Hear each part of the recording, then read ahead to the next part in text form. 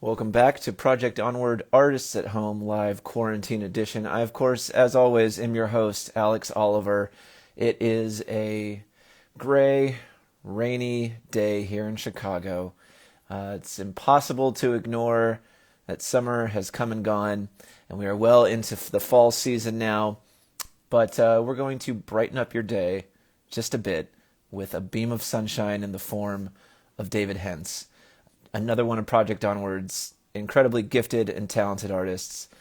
So I appreciate you tuning in, wherever it is you might be. Let us know in the comments where you're watching from, because I know Project Onward has fans all over the world, from sea to shining sea, all over North America, in different continents and countries, and even universes, from Ludamar to Texas Valley High. So thank you again for tuning in. We so appreciate your continued support. I'm going to bring David Hentz on here in just one moment, and he's going to tell us all about his incredible work. Stand by.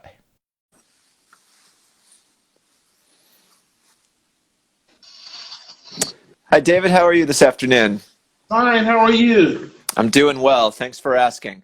I see. Great. I see you're all set up in the studio there with some of your amazing work behind you. Thank you for making the trip, especially on this rainy day. Oh, thank you for having me. Of course, it's our pleasure. Now, I know you just moved to Evanston. Is that right? Yeah, yes, exciting. I managed to do a couple of things and still get home in time to talk on the phone. You Yeah. Well, out in the suburbs, it takes you an hour to get everywhere.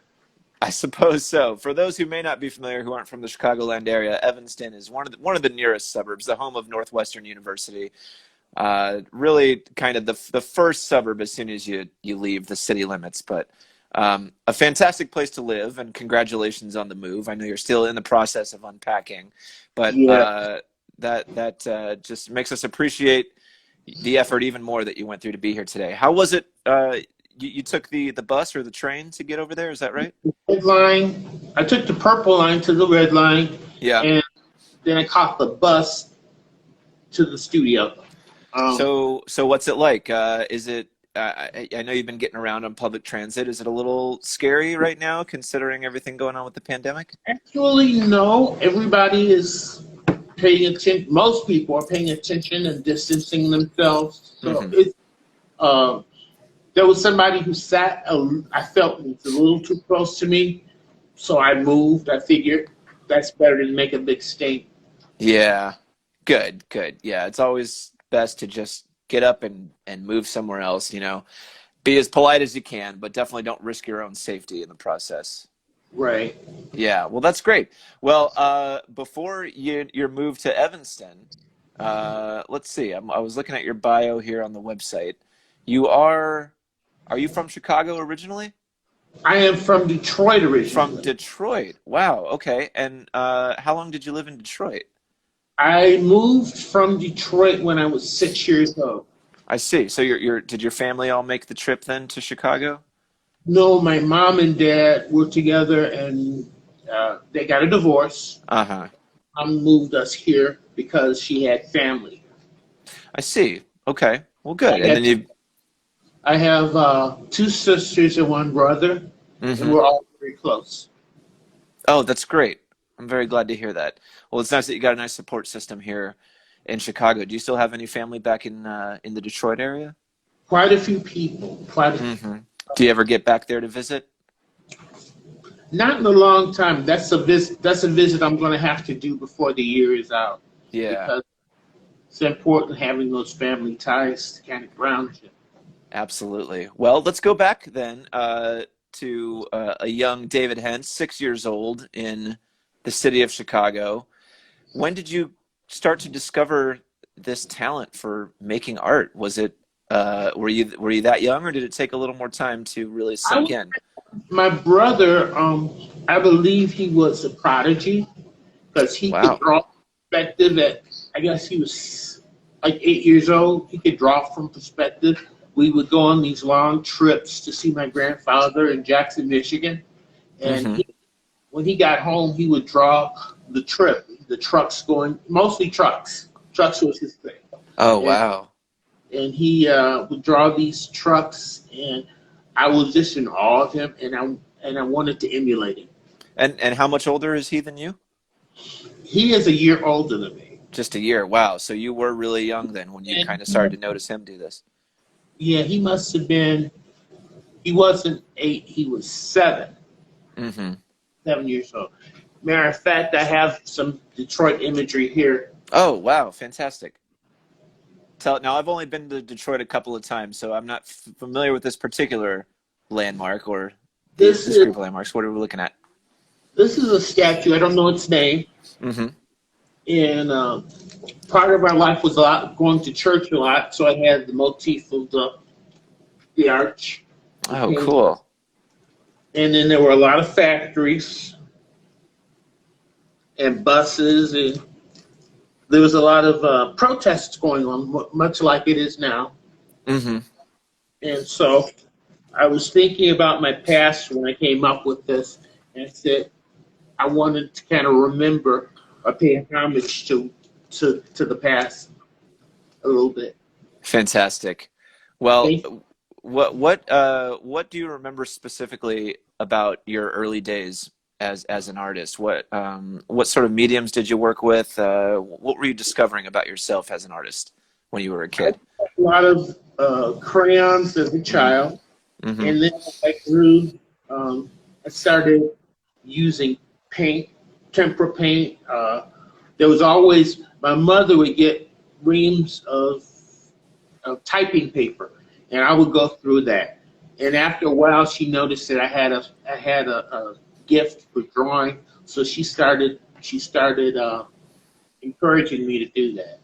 Oh, that's great. Well, I'm glad to hear that she was very supportive. How did your brother react to your talent? He was doing his own thing, and like I said, I was in awe of him. I don't know Mm-hmm. if he did my work, but I think I was more or less I was the one in awe of him, and I think he may have noticed it, but it really didn't come into its own until I was about in the 6th grade, I and then see. in the 6th grade, things just opened up for me, and I had a very productive time. Very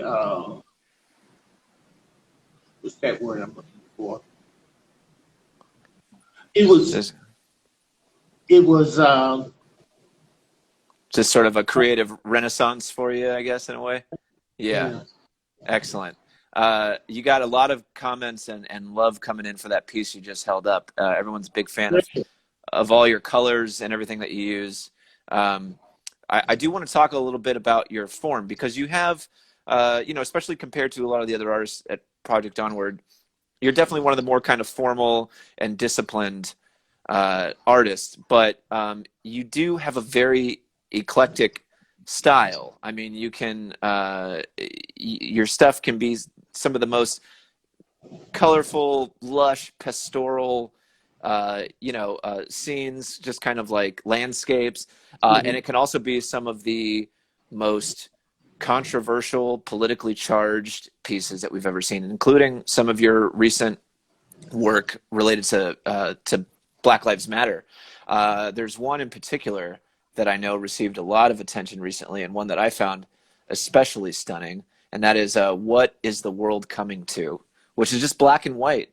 Right. It kind of doesn't really even have any of your trademark, vibrant colors, but man, it still really packs a wallop. I mean, can you tell us a little bit about how the current state of the world has been? I mean, you've always had a very sort of like Afrocentric quality to your work.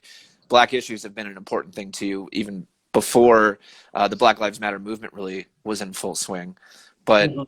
how have recent events affected your work? Well, usually being a black man or being a man, Mm-hmm. sometimes people bringing up that you're black, like saying man and or a dude, or so I'm reminded of that. And then there are times when you need to talk to people on a human level, and like they they they uh they will remind you, hey, you're a black guy instead of you're a guy.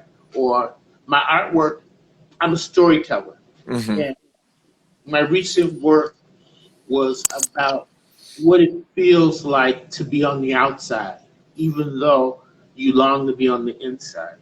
Because we live on the borders of the skirt of life Hmm. in the United States, and our instead of being seen as a person, a lot of times people see you as a group. Uh, and we are a group, yes, but I think everybody longs to have that. This is who I am. This is what makes me different. This is how I celebrate my life. And I Amazing. feel Yeah. my work right now, I've been affected because I would love to be able to go to the store and find out that it was a boring day and nothing bad was going to happen to me. But the policeman could say you look like somebody, which has happened before. Hmm. And before you know it, you're locked up for something you didn't do, just because you appear to be suspicious because of the color of your skin. And I was trying to capture that in my work, uh, because there are times when I pass women and they'll clutch their purse when Hmm. all you do is go down to the coffee shop and have a cup of coffee. And or I would love to hear nothing bad happen to somebody. No chokeholds were done. Uh, there was one guy who said I was holding a conversation, and I said, "Yeah, that would kill me." And the guy said, "Well, that would help me sleep at night." And Wow. things like that. Um, it's hard to hear, and a lot of times it's not talked about because you don't want to be a downer. But being seen as a threat, it's hard on you. And I think about my move to Evanston, I feel that it'll be a chance to change at least my perception of things, a new place, a new way of looking at things, a new way of, and I think in life sometimes we need a change like that, so that we can grow. And if you're constantly taking in that negativity, Hmm. it's a show. It shows it shows in your work, it shows in the way you treat people, and I think nobody wants to be seen as an outsider. Everybody wants that comfort of being a part of a group, a part of a family. And I think that's what I like about Project Onward. When I come here, I'm an artist. I'm not disabled, Hmm. black guy. I'm an artist. Absolutely. Yeah, that's so true. And I'm so glad that Project Onward has given you an outlet and a place to feel comfortable and accepted, and somewhere where you can truly be honest and be yourself. And I mean, these are very important conversations that we need to be having. And I really appreciate your insight. You mentioned having you previously have lived in Chicago and Detroit, two of the most kind of racially divided cities in the world. And I do hope that this move to Evanston proves to be a really positive change for you. I mean, it is a rather affluent suburb. I do hope that you're you're embraced and accepted there as just a talented individual, and that they don't try to keep, like you said, just kind of fit you into these categories that make them feel more comfortable. So I'll be curious to hear what your experience is like there after you've got settled in. You touched on something else that I think is really important, which is, you're talking a lot about how all of this is making you feel, and you're trying to convey these feelings and emotions through scenes that are very visceral, and on the surface kind of look like just kind of like literal representations of things that are going on. But I read in your biography, uh, with regard to things that you draw, that you like to draw a lot of thoughts. You specifically mentioned here. So again, even though some of your stuff is very detailed, looks into daily life, Hmm. uh, there's always kind of like a thought or an emotion or something underneath it that you're trying to convey. Can you tell us a little bit about more of just kind of like the abstract kind of concepts that you like to include in your work? Strong imagery is important to me. Hmm. Like, like I said before, I'm a storyteller, and I want to bring the viewer into my work, into my world. I want them to see. I want them to see what I see. I want them to say, "Hey, you know what? I can feel that. That's part of who I am." I didn't know. I just when I look at people, like today, I went to the coffee shop and I was sitting sketching, and and the the lady that was sitting in the table across from me, she thought I was drawing her. So then I finally did start drawing her because I wanted her to know, hey, I see you, I see you, I know who you are, uh, and she took it quite well. I Oh, felt good. I felt as though trying to capture life, trying to capture the world in a pictorial way. I try to convey a feeling of acceptance I for see. others and for myself. Wow. Did that Well, quite answer your question? absolutely. Yeah. No, yeah. Again, it was a pretty just abstract idea. I just wanted to know about this, the kind of thoughts and feelings and emotions in your There's work. And I a lot think, of, a lot of with the Black Lives Matter things. hmm Um, it was anger. It mm, was sorrow, pain, um, and sometimes that pain needs to be exercised in a productive way. of And course. my artwork does that for me. I, it helps me to cope with the world, you know. That's one of the most amazing things about making art is that it can be so therapeutic and such a great outlet for a lot of these really complicated feelings. I know Um, it does that for me. this is a picture that I did, and it's ravens, Hmm. and there's a guy up here with a sword, and it's like he's dealing with those bad thoughts, those feelings of isolation, Wow. and he's he's standing on a monolith, Hmm.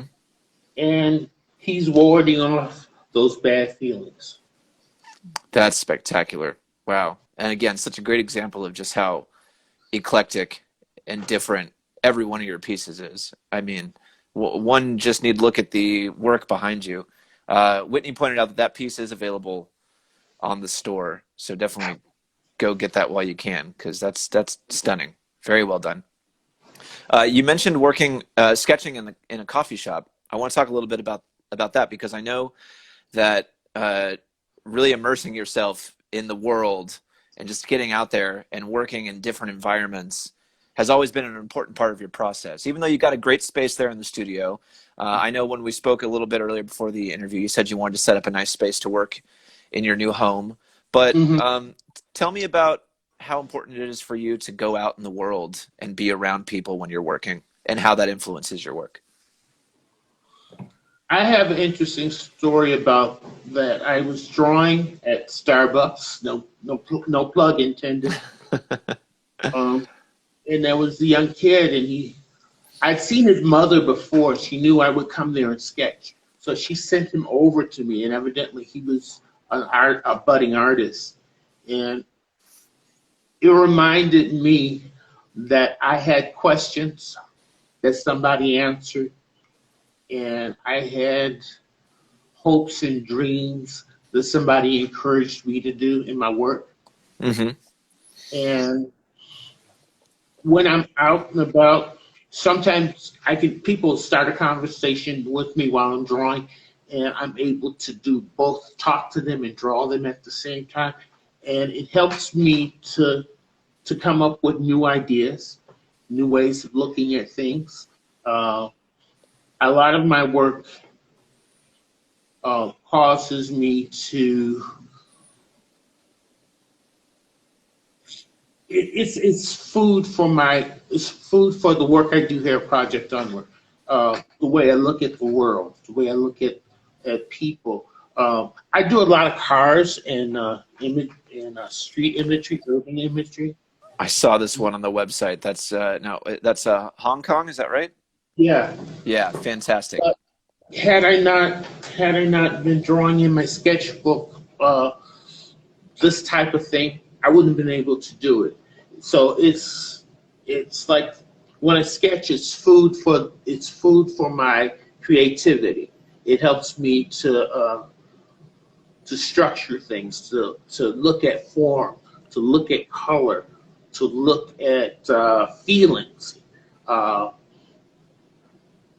Like I said, the woman she was curious about what I was doing, and that curiosity sometimes is a jumping off point to start a new image.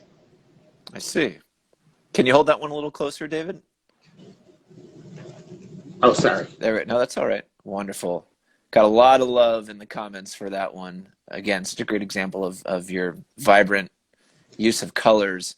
We've got a few questions rolling in. I'm gonna stop real quick to ask one because it's kind of related to what you were talking about. Disco Coin wants to know, where is your favorite spot to sketch? Do you have a favorite spot? Not really. Yeah, No, just kind of. my favorite venue is coffee shops. Mm-hmm. But as far as one particular place, I can't say that there's one. Anywhere I can capture interesting visual is a good place for me. Excellent. Coffee shops. Like I sometimes want to draw on the train, but I don't do it very often. Mm-hmm. But there was this image of a street musician. Oh, yes, I've seen this one before at the Jackson Blue Line. Right. Yeah. I love music. I love the rhythm. I love the melodies, and I saw this guy, and he saw the world was going on around him, but he was into his music. He was at one with harmony. I'll bet that's a feeling you can probably relate to, considering how often you work out in the world when everyone else is kind of going on about their lives and you're just there kind of, immersed in your art. Yeah, sometimes I say this, that sometimes I am like, for lack of a better word, a voyeur, because I'm looking at the world around me, looking into the lives of others, but not in a way that I'm trying to trying to exploit, but I'm trying to show the world that this is who you are. I see you. You matter to me. Mm-hmm. Fantastic.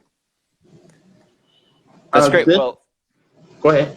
Oh, well, I was just going to say, speaking of seeing people and drawing portraits, you're always a huge hit at the portrait slams, and I always love to ask the artists about those because I think it's just one of the things that makes Project Onward so special. But you're one of the top portrait artists and one of the top pet portrait artists at Project Onward. Excellent. So do I. Can you tell us a little bit about your experience at the portrait slams, and you've told us a little bit about kind of sketching people just out, unsuspecting people out in the world, but how about the portrait slams? Are those always a positive thing for you? It is. Yeah. I think animals they're pure. Mm-hmm. pure, they're loving, and they accept you no matter what. And who can help but look in the eyes of this guy and say, "Hey, I mean, your dog. I remember the one you had before, Uh-huh. uh, Puffing. Russell. Yeah. What Russell. was his name? Russell Puffington. That's right. Russell Puffington. He was a friendly guy, He was, and absolutely. and it's just I love dogs. I love cats. I love the way they make you feel, and I want to Hmm. express that joy, the joy of unconditional love. Yeah, that is absolutely the best way to describe the The- the way the feeling that they bring into our lives. That's so great. This is some historical figures. I don't remember who this gentleman is, but I think he was from Jamaica, Okay. and Haile Selassie. That's who it was. Ah, interesting. And, this is one of our volunteers. I won't say her name because I didn't get permission. Okay. I think I recognize her, but yeah, very well done. And this is another one of our volunteers. Hmm. And you don't know this lady, I don't think. She looks vaguely familiar. Very nice. Of course, my wife Whitney, who's behind the camera today. Thank you, of course, for helping make this happen. And I think, is this Russell? That's Russell, yeah. Russell, yeah. Wonderful. One of my favorites. And I guess we went through them. And I just love dogs and cats. Yeah, yeah. You know, it occurred to me, we talk about the portrait slams on here a lot, and some people watching may not necessarily be familiar with what they are, but you know, back when we could have large public gatherings, they were one of the most kind of exciting parts about Project Onward. Was you would set up sometimes at the studio, often at other places around town, and invite people to come and sit down, and for a nominal fee they could have one of a select number of Project Onward artists Yeah, it's really paint or draw their portrait right there on the spot. And I think it's such a cool thing, and the pet portraits are often done that way too. And I really hope that those can make a comeback soon, because those me were so too. much fun. In the meantime, though, I do want to remind everyone, you can commission the artist for a portrait. They can work from a picture and do I'm not still doing an incredible job. I'm sorry, what was that, David? I didn't hear you. I'm not doing anything right now. Not doing anything right now. Okay, yeah, there you go. Wide open. That's wow, that's all fantastic. Well, gosh, I've still got so much more I want to talk to you about. Let's go back to your you talked a bit about being a storyteller earlier, and I want to get back to that a little, because I know you are working on a graphic novel. Tell us about The Black Pebble. Black Pebble is about an Asian guy, and as a child, he becomes friends with royalty, and one of his best friends lives beyond the gates of a castle, and she's a kleptomaniac, and rather than have her suffer disgrace, he takes the blame, and he is bound, and ice and he is bound and sent away to Africa. He becomes the outcast, so she doesn't have to. This is some of the images. This Wow. is trying to stop her. I don't know how well you can see that. Yeah, that looks amazing. And there, this guy he's pointing out this guy, and the guards sees him, and I don't know if you can see it, but she's running back to the castle in one of these. This is him reaching in, trying to keep her away from that. He is disgraced, and they cut off his hair. His I forget what that word is, but there's a name for his braid. They cut that off. Mm. He's disgraced. They send him away on a junk to Africa, and he sees these slavers trying to accost this woman who's a warrior, and she ends up saving his life. And they fall in, as she nurses him back to health, they fall in love and have the baby, who's the Black Pebble. Whoa. And there's a second part of that, but I don't want to tell you too much. Sure, yeah. No spoilers. I mean, that looks amazing. And again, I'm just blown away by how different every one of your pieces is. I mean, you're able to work in so well in so many different styles, and it's just really, really amazing. Now, I heard a rumor that there may be a Black Pebble teaser at the next Project Onward exhibit. Is that right? Yes. We're having a narrative show where artists who have a narrative bend get to show their projects. Yeah. And how they tell stories with the artwork. Ah, fantastic. I can't wait for that. I'm sure a lot of people are really excited. How, I mean, you really piqued Bill's interest. I should mention that. I know he's a big fan of graphic novels and comics. So I think you got a few people really eagerly anticipating more details on the Black Pebble. How long has this been a work in progress? Ooh. Okay, I started here in 2013. 13.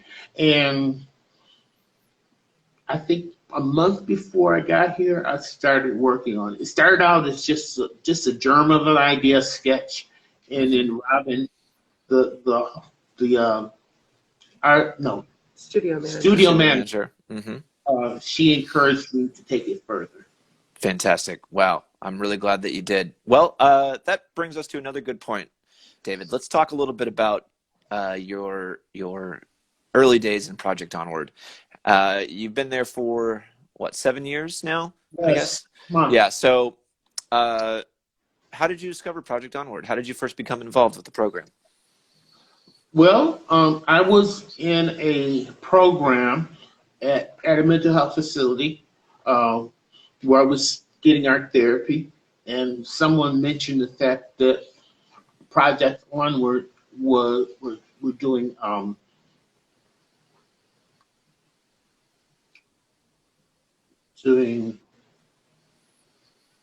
what do they call that? They were looking at people's portfolios. Thank you. Oh, okay, got it. Mm-hmm. We're doing portfolios, and I showed them my work, and they said, "Come on in, interact with us. You should bring some more of your work."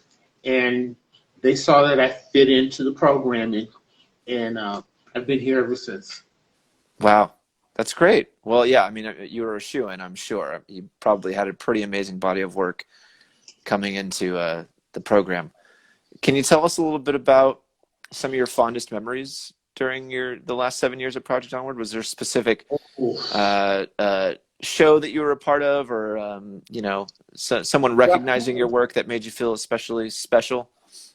I had a one-man show here, and it was about Chicago. Has always been a love of mine, and I was able to show what I felt about the city through visual explanation. The good and the bad. There's one piece I did called Black Lives Matter, and there was another piece was about music, street musicians. Like the piece I showed you of the guitarist on the blue line. That was, I love the feeling of this place. It has a heartbeat. This is one of the feelings of the city during the winter, skating at Millennium Park. Oh, that's wonderful. This is the gravesite of one of the architects of Chicago, and I don't remember the gentleman's name, but there is a lot to be said for people who create things. Once they do it, they want to be remembered, just like all of us do. you know. Of Uh, course. and that's a big part of art. That's a big part of art to show that, hey, I was here. This is what I see. This is who I am. This is what I want for you. Yeah. I was sharing with Whitney that when I did this piece, it reminded it was I, it reminded me of when I was growing up. We would Uh-huh. go to these parties, and there would always be a bit of liquid, pouring out Of for the brothers who weren't there. You know, course. Yeah. uh, I never partook of it, but that's what I heard. Sure.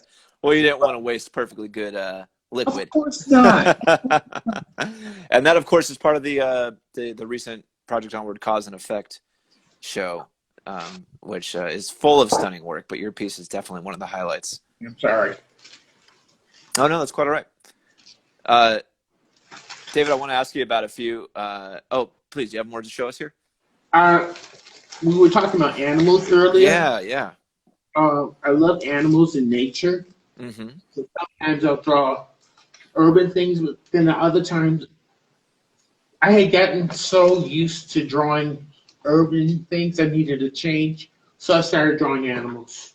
And I love animals, I love nature, and that's just another part of who I am. Just another Mm-hmm. part of what I value is nature. Fantastic. That's so good.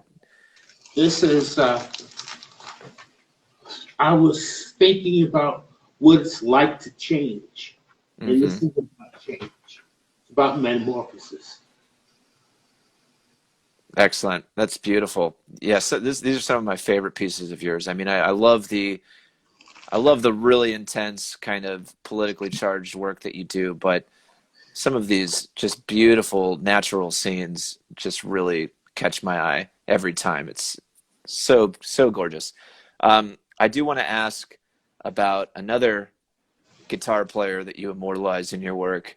On Instagram, there's a really great sketch of Prince. Of Oh yeah. course, you probably know that I'm a huge Prince fan. I think it's come up on this show before, but Mm-hmm. I and it's a really great. It's not a Prince era that we usually see. Usually, people like to go with the 80s kind of Purple Rain area. This looks more like late 90s Prince when he Yeah. might have even he might have even still been just the love symbol Right. when he Right. changed his name. I love it. But It's really well done. um, that one, I'm a big Prince fan too. Hmm. Uh, and that one, uh, Prince was like over the top. He was. This is who I am. Deal with it. Yeah, yeah. And so when I did it on cardboard, and it was saying, he would say, even if he was on cardboard, this is who I am. Deal with it. This is Hmm. this is what I believe. If you don't like it, that's okay. But this is who I am. Yeah, Or even on a canvas like cardboard, his personality still really shines through. I loved his showmanship. Hmm. Uh, his his I want to say sass, but that's more it's kind of Sure, bold, kind of uh, arrogant. You know, absolutely. this Yeah, is who I am. but very enigmatic too. Kind of, it's such a larger than life persona, but also just very, very private too.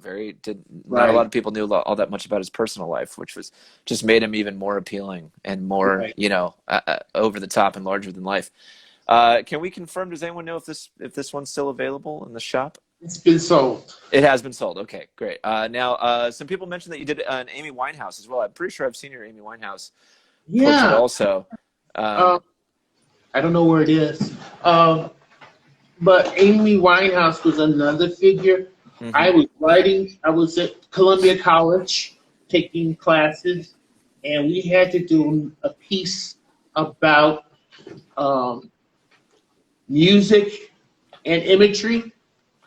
And so I was surfing the net, and I saw this lady, and I heard the sound come out of her.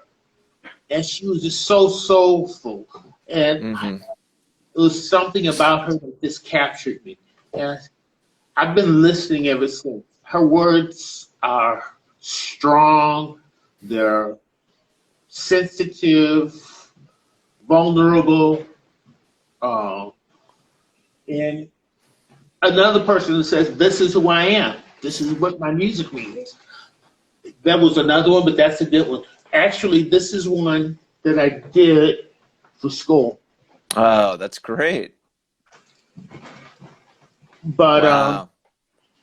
we had to match the music. This one was about Valerie, which is Hmm. one of my favorites.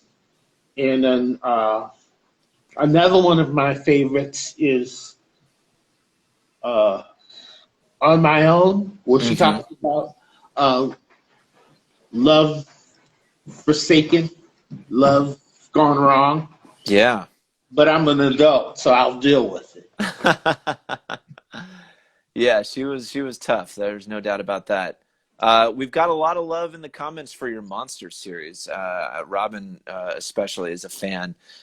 Is that blob behind you an example of one of your Monster series? Yes. Uh-huh. I love B movies. Yeah. B movies are the best. Uh, they're not meant to be funny, but they are sometimes. Right. And I was just thinking, what if I was at the not Regal, that was the Uptown, and the Mm. block started coming out of the theater, and I wanted to live in that world for a short time to see the sky turn purple and the kids running away and the old automobiles and the campiness of it all Uh-huh. and the sense of humor. Uh, it was really the monster series and the B movie series. Uh, I love to deal with strong imagery, strong emotion, strong colors. Uh, What are some other examples of monsters featured in your Monster series? I did a monster from the Black Lagoon. Hmm. Um, I did. This is the Colossal Man. Oh, excellent.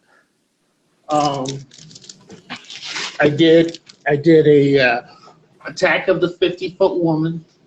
Uh, Uh-huh. Frankenstein. Yep, I did Frankenstein, and it's just something about that era that it was just popcorn time and sitting in front of the television, being afraid to go to sleep because mom told you not to watch it, so you want to sleep in her bed, you know. Sure. But That's it, excellent. Well, it go ahead. we're beginning to run out of time. I still got so much more I want to talk to you about. Before we move on, since we are talking a little bit about pop culture and science fiction, I got to ask because I know you're a Star Trek fan, and Oh, Whitney and I both are huge Trekkies. Has Star Trek appeared in your work? I think I've seen some Star Trek inspired work no, from you no, I before. don't think it has. No?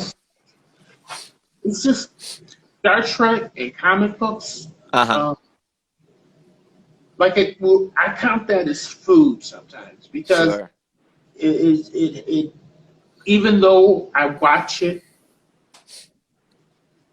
I express myself in other ways, and sometimes that it's inspiration.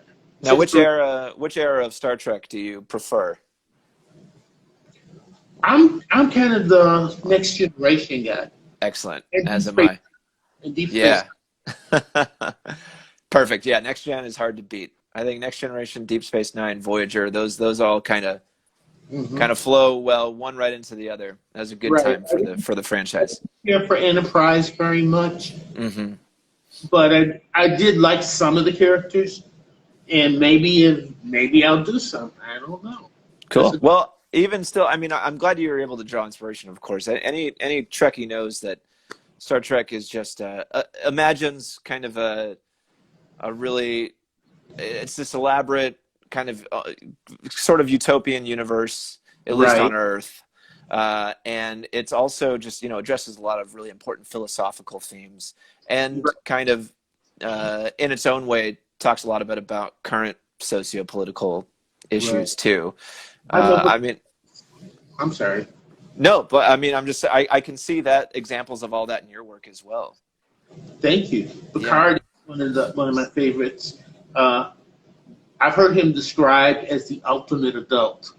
I've never heard that, but that sounds, yeah, that's a good way to describe him. That's great.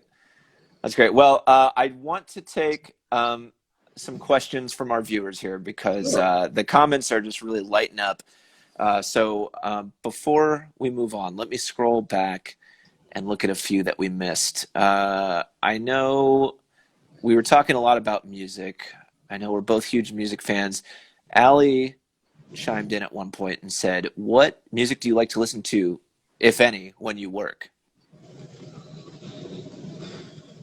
I like to listen to anywhere from classical to urban contemporary. Hmm. Um, Amy Winehouse, of course, Prince, um, Earth, Wind, and Fire. Not Casey and the Sunshine Band. I like them, but Hey, I, they had some jams. they did. They did. Keep It Cool. Coming is a great tune. Cool and the Ohio. Gang. Yeah. Oh man, and we just lost. His name escapes me, unfortunately, at the moment. But one of the founding members of Cool and the Gang just Oh, passed. Yeah, I'm looking it up. Ronald Bell. Ronald Bell just yeah. died a few days ago. Yeah. Hmm. Um, Jackson 5, Michael Jackson, uh, all the 70s. All the 70s. Yeah. So it's kind of a lot of groove oriented stuff Mhm. for sure. That's great. Um, Nancy asked earlier, I'm having trouble locating the question, but I'll paraphrase. She wanted to know, oh, here it is. Do you sketch right away? Or do you take pictures, or do you just kind of remember a scene? I do a little bit of both. Uh-huh. I I learned the technique to capture movement. Um, if you see something you want to draw, you focus on it, and you close your eyes, and it stays on your retina for a short amount of time, and you can capture most of what you see. But it has to be like this, for instance, is I was at the coffee shop and different things were happening. So when one would go away, I would add another one. Whoa. I'd have enough information in my mind from focusing on it to finish it. Uh, I I try like cars.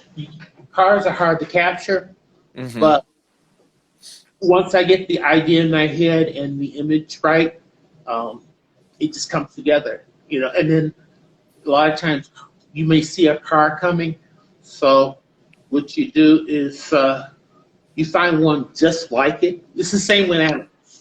It's like Uh-huh. it's you once you see it, you capture it, and then another one comes along and you draw that. It helps you finish the picture. Does that make sense? Wow.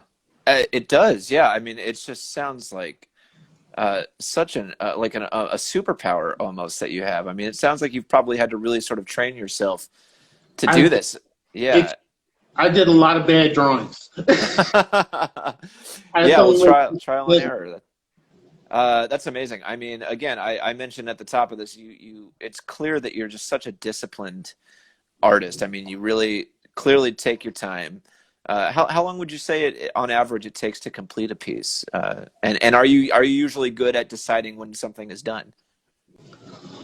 lately, yes. Some of the work I've been doing lately, um, I may work on it for about a week. It used to take a day, but for the sake of for the sake of doing it right, I've been taking my time. So it may be a week, maybe 2 weeks.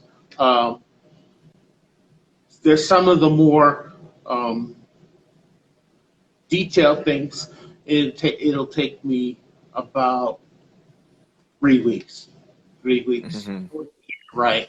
And capture it faithfully. Are you usually able to kind of move on and decide when something is done, or do you have a hard time sometimes? Do you always kind of want to go back and yeah, are you a I bit of a perfectionist? I do sometimes, like Amy Winehouse. I did a painting of her, and I got to a point where it was almost time to put the last splatter of paint on the canvas, and it was like breaking up with an old girlfriend. Wow.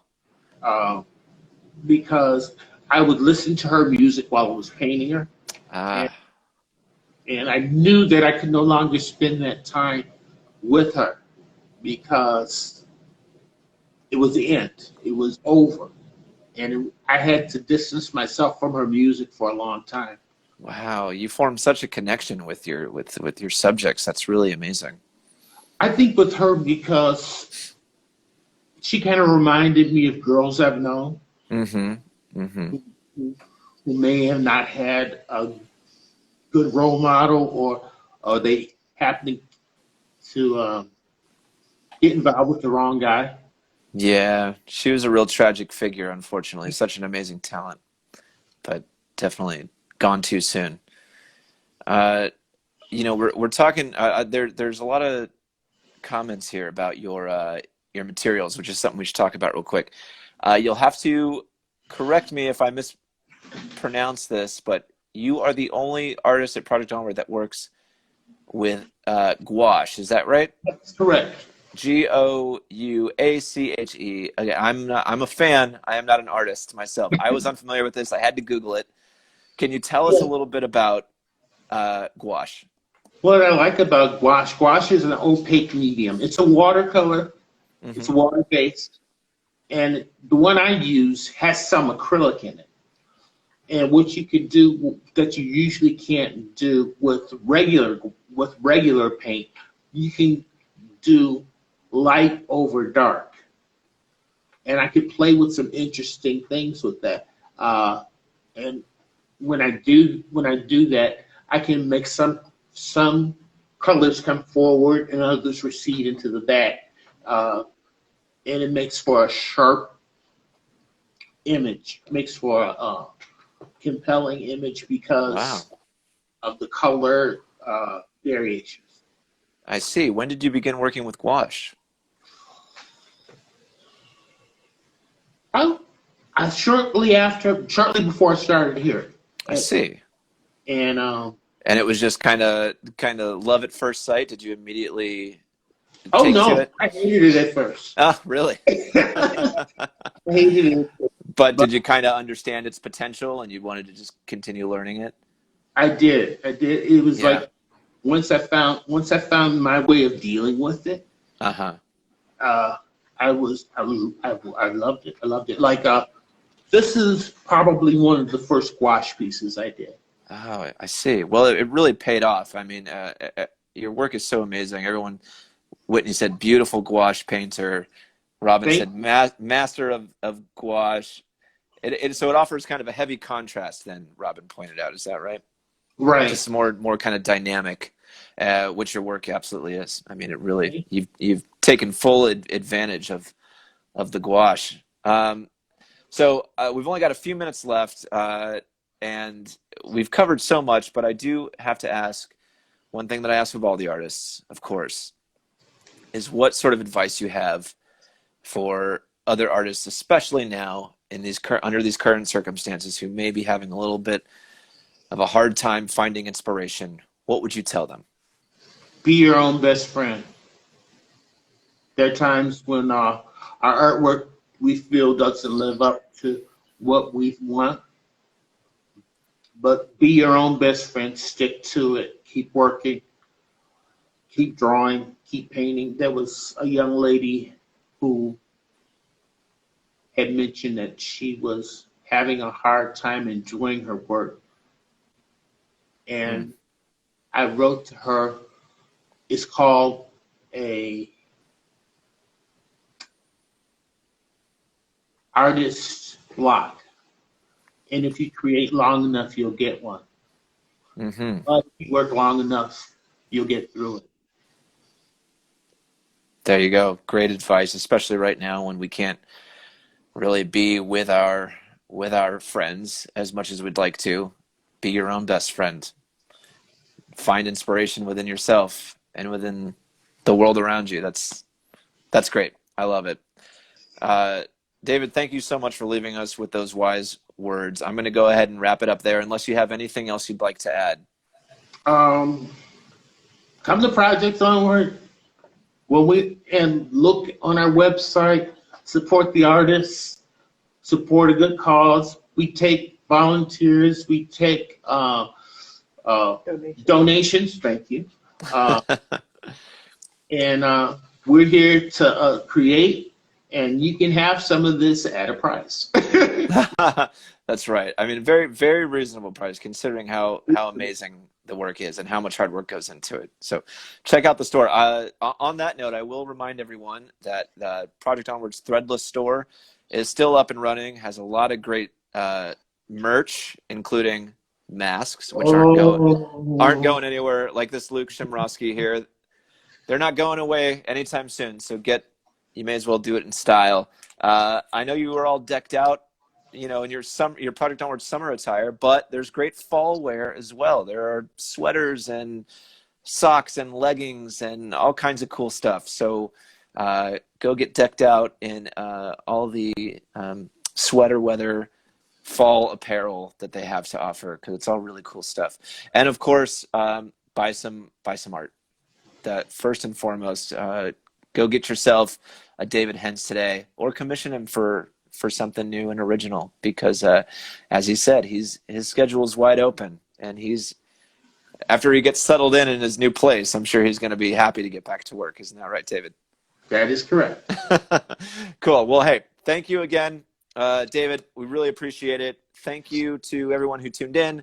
Thank you, Whitney, for being behind the camera. Thanks to all the staff and volunteers. We will see you next time, and until then, be your own best friend. See you later, David. Bye-bye.